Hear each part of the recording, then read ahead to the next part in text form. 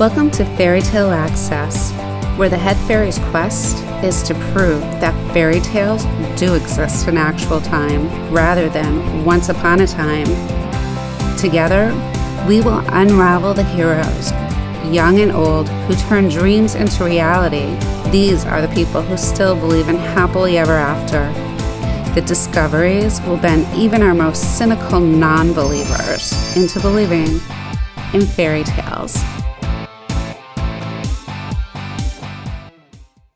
Hey, welcome to Fairy Tale Access. Today we have Cassie Greutman from Ohio by Skype, and she's going to share her series, The Penchant for Trouble. And trouble is exactly what you're going to find. Thank you so much for joining us, Cassie. Thank you so much for having me. I'm very excited about this. Oh, my pleasure. I was really excited reading your book.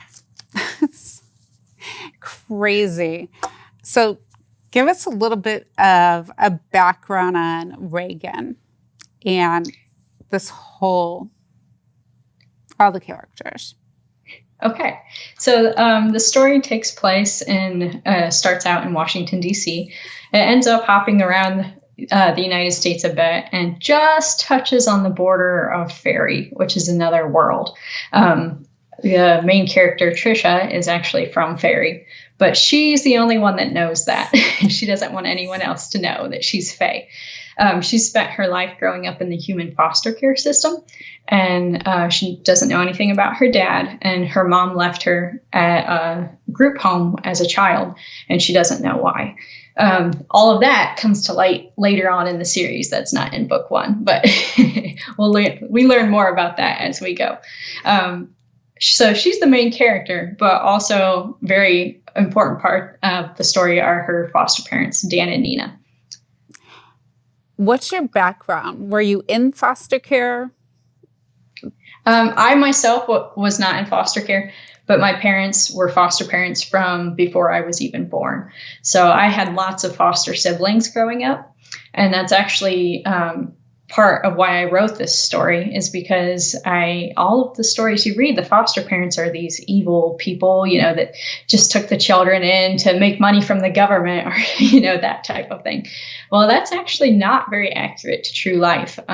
Most foster parents are wonderful people that are trying to help and bring children in to try to give them some stability and love. So that's actually one of the reasons I wrote the book in the first place. All right. And coupled with your day job, can you tell us about your day job? My day job is working with horses. So I go out in the morning, do all the feeding, get all those chores done. And then I move on to working with, I do a little bit of breeding. So I have a couple little babies every year that I spend a lot of time with, so that when they're ready to learn to be rode, it's no big deal for them. They're just ready to go because they've been handled since they were little. And then I also care for other people's horses who live in the city and can't keep them at their homes. So on the property right now, we have 33 horses, which keeps me very busy. Yes, that explains a great work ethic, because it's exceptionally well written. Did you have an editor? I did not, actually. I had a very strong critique group of other published authors, so we all read each other's work. But no, I did not have an actual author or editor, sorry. Wow. You did a really good job with it. All right, so let's get into the gritty stuff. I love the way that you explain foster care, especially from the child's point of view. So Trisha, has trust issues. She feels unloved, all of those feelings. But you did such a brilliant job about how the families try to connect with the kids, how the kids react, and how long it takes for them to really feel like they're part of the family. Thank you so much. Yeah, people think that once they move in, they're just going to accept your love and they're just going to be happy in your home. That doesn't work out very often. Most of these children have only seen heartache since they were very little. That's all they know. They can't understand trust at this point. That's something that has to be earned from every single child that you would bring into your home. So thank you. I'm very glad that that comes through. That's what I was aiming for. So yeah, I mean, I also grew up with foster brothers and sisters, so I completely understood, but I was so impressed with the way that you brought out that fear of belonging. Like you want to belong, they want you to belong, but then you have that fear in the background and how it affects the choices that you might make along the way. And actually believing that anybody would really care about you, that you were worth caring about. I thought that was so well woven into such an exciting, fast-paced story. I couldn't put it down. Oh, thank you. Thank you. But it was That's always wonderful to hear. It was clean throughout. So I think it's good for like 7th grade, maybe 5th graders up. But it's an exciting adventure and real life emotions play out throughout it. And I just thought it was so well done. And I love the no lying rule for the fairies. It's just such an uplifting book. And it has so many good qualities and traits that they're trying to achieve. But I think it's great that fairies can't lie. Like, it's just a rule. So they have to kind of get around it. I thought that was fun too, because then I have to come up with ways for them to say things that they don't mean, but not actually lie. So it gets very interesting. I know. There were no horses, though. I really like That's horses. True. Are you ever going to add horses? I'll keep that in mind, that, it would be fun to add some horses in there. Well, with 33, I figure you might know a little bit about horses. Just a little. And then I like that Trisha had her heart in the right places, but she made some really bad decisions. Are those reflective of anything you did while you were growing up? No, actually, I was probably a pretty good kid, I would say. But I have watched a lot of kids struggle with these things. And as adults, we struggle with making the right decision. And it amazes me how people expect children or teenagers to also make the right decision when they don't have any context. They haven't learned how to handle life yet. So it's all very interesting trying to see her wiggle things around so she can have what she wants, and yet her conscience can be clear. And sometimes you can't have both those things. Your conscience won't be clear because things that you have to do to make yourself happy. And without spoilers, I was very put a lot of time into the ending to make it so that it is a happy ending. I like happy endings myself. But also she is able to keep her conscience clear and make the right choice. Yeah, and maybe she'll start believing in herself and her family more. How many books are going to be in the series? I have 5 plotted out. I have 3 that are already out, and then I have the plot lines ready for 2 more. Wow. I also liked how you wove in, without being blunt, you have a really magical way of weaving in like life lessons, like having empathy for others. That was really good. And even, when you wouldn't have expected it of her, she did. And then adding in a child that needed dialysis, bringing home that there are other things that are more worrisome. Yes. I'm actually also an EMT. So I've been a volunteer EMT for 14 years. So I've seen a lot of suffering in my life, and it does tend to make you more empathetic. And people living their normal lives don't come in contact a lot of times with people that are going through these struggles. And until I joined our EMS, I had no idea of all of the struggles in our community, all of the things that people were going through. So I just want to kind of wanted to introduce the fact that you don't know things about people. You don't know just because of their age or anything. You don't know what they're going through health-wise or mental health-wise. And so, yeah, I just wanted to project into the story that you should look past things and look into who a person really is. and see their struggles. So as an EMT, what are some situations that you've run into that might play into the series? Well, I've seen a lot of injuries, so that helps me with, again, I don't want to spoil anything, but you'll know what I'm talking about. Towards the end of the story, when Trish is injured, she obviously has her ability and she's able to heal herself. But I mentioned in there that even though she has healed the wound, she still had a lot of blood loss. So she's still very woozy and everything after that for a while. And that's something that hasn't come across in a lot of like superhero type shows or movies that I've noticed from EMS is just, once you have that blood loss, even if you stop the blood loss, then they're still going to struggle for a while because it takes a while for their body to replace that volume. So, I mean, there are little things in there like injuries and that type of thing that come from my years in EMS.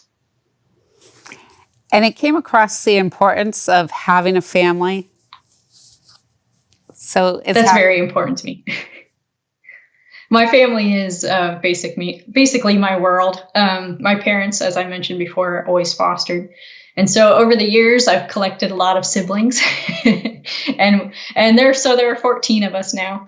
And we're very tight knit. We're very close. We still get together at mom and dad's for pizza. We get together for holidays. If somebody needs something, everybody jumps in and they're all there. So really, family is the most important thing in my life. And I look around and see other people that don't feel the same way, and it kind of makes me sad sometimes. So I think we get distracted in this world by all of the other things going on. So it's hard for us to know what's the most important thing that we should be focused on. And so I really wanted to bring out in the story that, family is what you have. If you lose everything else, family is what you have. That's true. I was just so impressed. And what about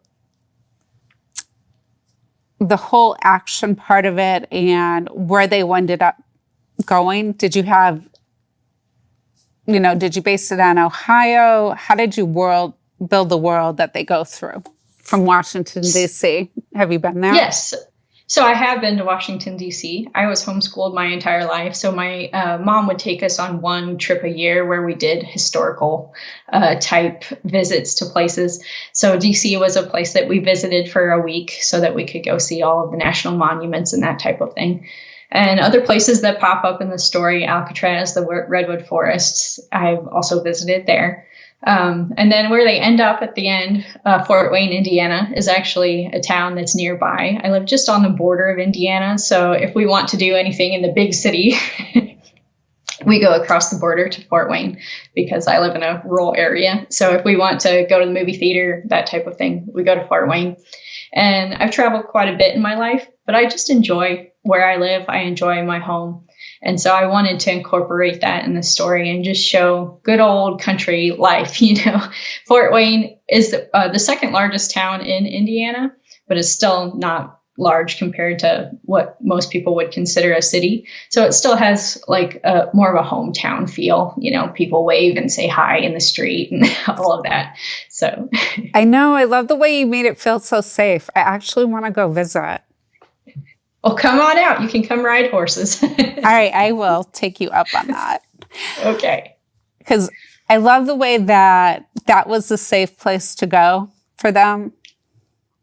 So yes, it was just wonderful the way that you wove in all of these different places and things that you would see along the way, different perceptions.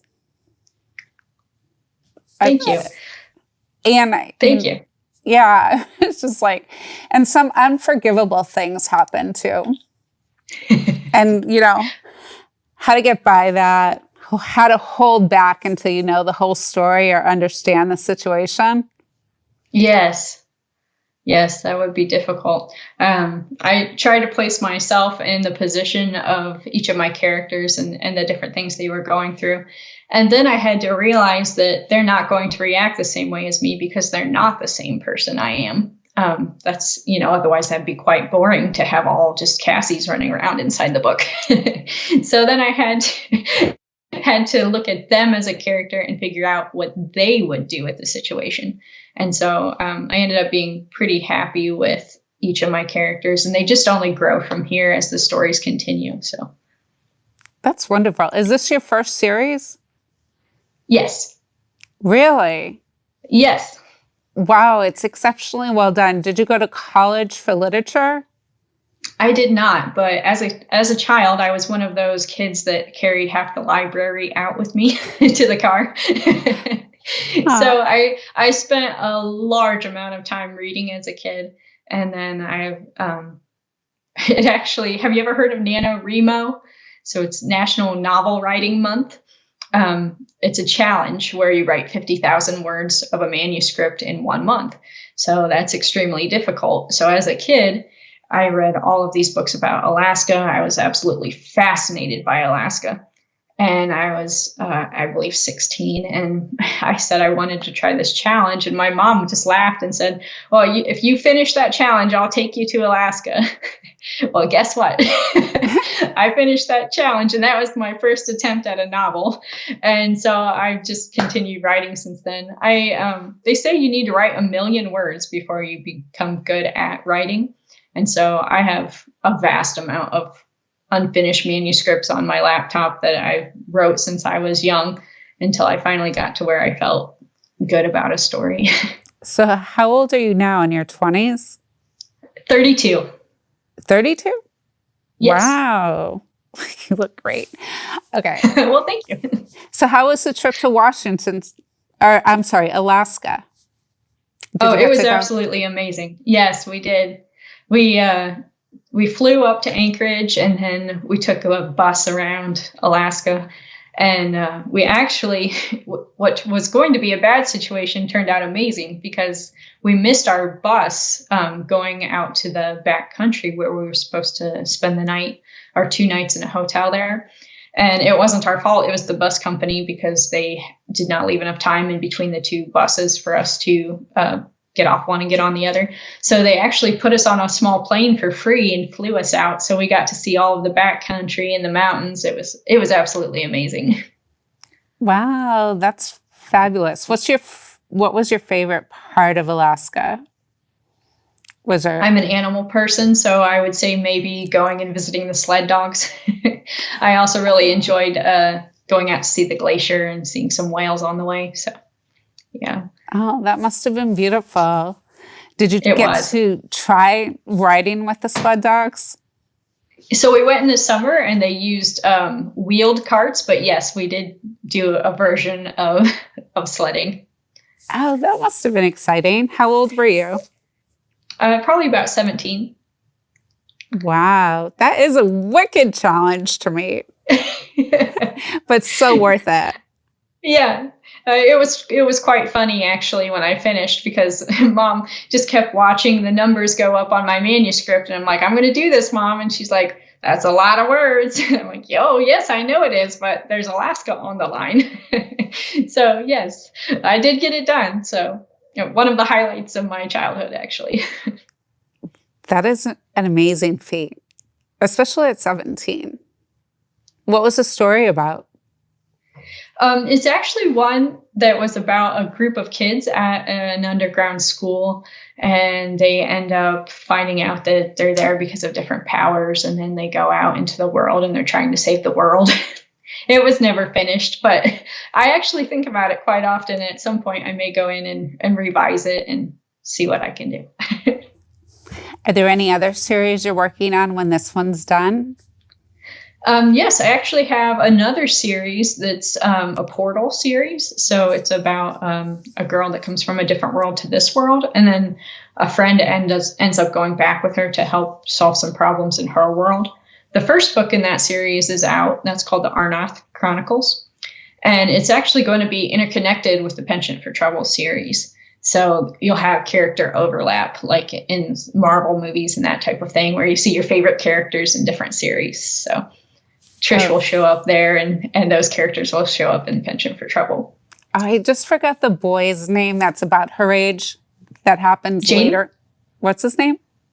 Jaden. Yeah, that was really twisted. That was good. Thank you.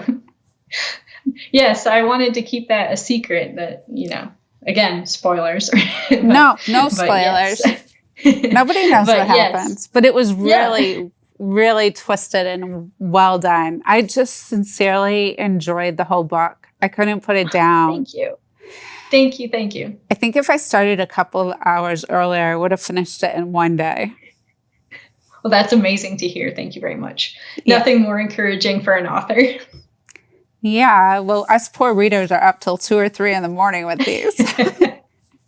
Oh, trust me, when I get one of these stories in my head and I can't put it down either, I'm up till 2 or 3 writing. So Really? I have to discover the story myself. Okay, so I guess that's even then. But it's such an enjoyable story. I can't wait to read the rest of the series. Thank you. Oh, my pleasure. And then what about interacting with fans? How does that go? I have a Facebook page and a Penchant for Trouble Facebook group. And you can contact me through my website as well, CassieGreutman.com. So yeah, I love hearing from people who have enjoyed the books. And if you didn't enjoy the books, shoot me a message and tell me why. And maybe it's something that I'll think about for the next books. I just really enjoy hearing from people and hearing what they thought about the story. What about foster children? Have you heard from foster children or the brothers and sisters that you grew up with? How did they think you portrayed the foster system? And there's a little bit on group homes in here, or children's home. So did they think that it was realistic and on point? Yes, actually, my one sister that was adopted lives with me at the moment. There are 3 of us that live together, 3 sisters.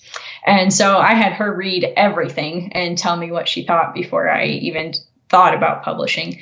A lot of the trust issue things and everything like that. I didn't want to hurt anybody's feelings or, anything. So I had her read through everything. And so it is all 100% backed by someone who's been through all of that. Very good. It was great. And what about your magic system? Because you had clear-cut criteria all the way through. How did you develop that? I did a lot of studying into the Fae stories back from old Ireland, old Scotland, that type of thing, and saw how their magic systems worked, and then tweaked it to fit what I wanted to work in my world. So. And what about humor? Because the no lying rule with a couple of characters, it was hysterical. Like, it really made me laugh out loud. Because it was like, oh, they can't lie. Like, they just can't do it. It's yeah. Not even a little white lie. I'm told that I'm quiet, but when I come up with something, I've got good quips that I just throw in there. So apparently I just have an ingrown sense of humor that I'm not sure where that comes from. It was great. All right. And let's see what we missed.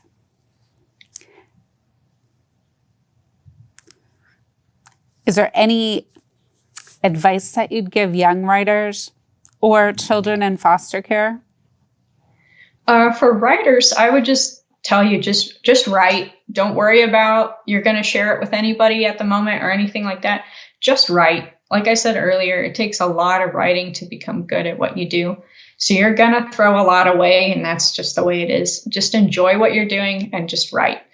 Some people will say write every day. I try to write every day, but in real life, that's not realistic.